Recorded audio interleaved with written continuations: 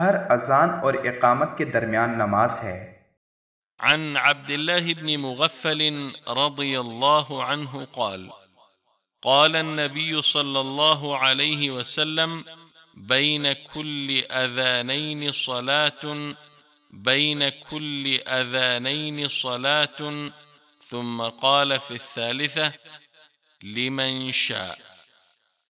صحیح بخاری حدیث نمبر 627 اور صحیح مسلم حدیث نمبر 838۔ حضرت عبداللہ بن مغفل رضی اللہ عنہ نے بیان کیا کہ رسول اللہ صلی اللہ علیہ وسلم نے فرمایا، ہر اذان اور اقامت کے درمیان نماز ہے۔ پھر فرمایا کہ ہر اذان اور اقامت کے درمیان نماز ہے۔ پھر تیسری مرتبہ فرمایا کہ ہر اذان اور اقامت کے درمیان نماز ہے اس شخص کے لیے جو ادا کرنا چاہے۔